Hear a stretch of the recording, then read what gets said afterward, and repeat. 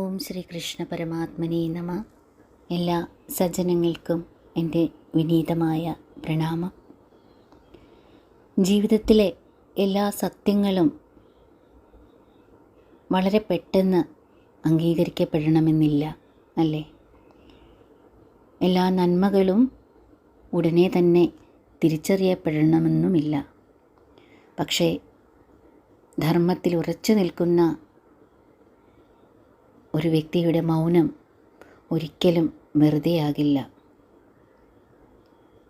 ചില സാഹചര്യങ്ങളിൽ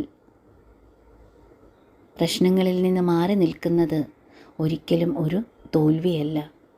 അത് മനസ്സിൻ്റെ സമാധാനം സംരക്ഷിക്കുന്ന അറിവ് തന്നെയാണ്. ബാക്കിയെല്ലാം തന്നെ ഈശ്വരൻ്റെ കൈകളിൽ സമർപ്പിക്കുമ്പോൾ സമയം തന്നെ സാക്ഷിയാകും. ഒരു ചെറിയ കഥ പറയാം.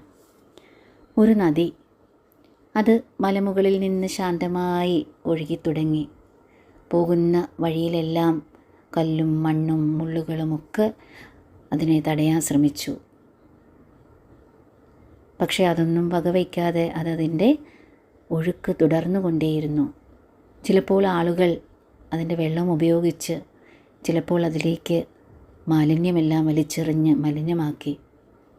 എന്നാലും ആ നദി തൻ്റെ ഒഴുക്ക് നിർത്തിയില്ല. അതാരോടും പരാതിപ്പെട്ടില്ല, ആരെയും കുറ്റപ്പെടുത്തി നിന്നതുമില്ല.